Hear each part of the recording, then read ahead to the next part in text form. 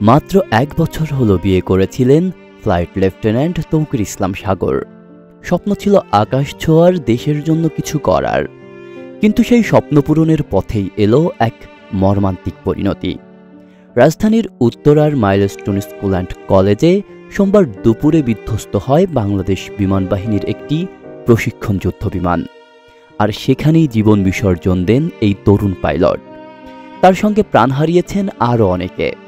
এই দুর্ঘটনায় এখন পর্যন্ত ২৭ জন নিহত এবং ১৫০ শতাধিক মানুষ আহত হয়েছে, যাদের অনেকেই মৃত্যুর সঙ্গে পাঞ্জা লড়ছেন।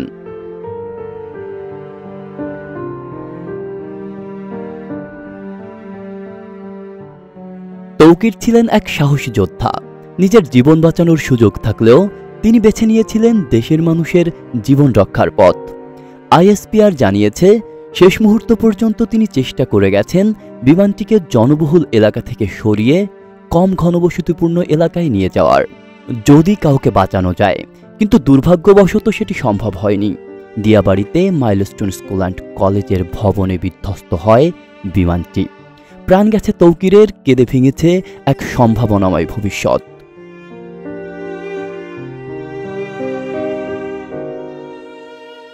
রাজশাহীর উপশহর এলাকার এক ভাড়া বাসায় ছিল তৌকিরদের বসবাস।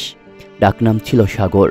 বাবা তহুল ইসলাম, মা সালেহা খাতুন, বোন সৃষ্টি, সবাই আজ নিথর, বাকরুদ্ধ। যারা কিছুদিন আগেও ছেলের সাফল্যে গর্ব করতেন, আজ তারা শোকে স্তব্ধ। কান্না ছাড়া তাদের আর কিছু বলার নেই। বোনের হাতের রান্না, মায়ের স্নেহভরা দোয়া, বাবার গর্বিত চাহনি, আজ সবকিছু অতীত।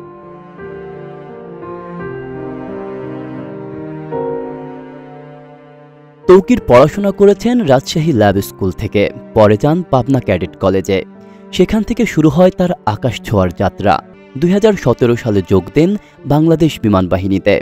আর মাত্র ১ বছর আগে জীবনে এসেছিল ভালোবাসার নতুন অধ্যায়। বিয়ে করেছিলেন এক বিশ্ববিদ্যালয় শিক্ষিকাকে।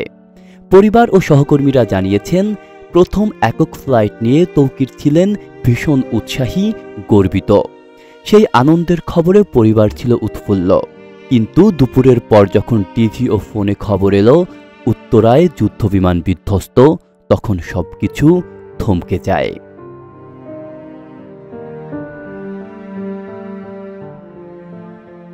আজ রাজশাহীতে চলছে এক নিস্তব্ধ কান্নার সুর। প্রতিবেশী, আত্মীয় স্বজন আর শুভাকাঙ্ক্ষীদের চোখে অশ্রু। তার বাবার প্রশ্ন, সাগর তো সবাইকে বাঁচাতে চেয়েছিল, কিন্তু আমার ছেলেকে কে বাঁচাবে? সেই প্রশ্নের জবাব নেই কারো কাছে।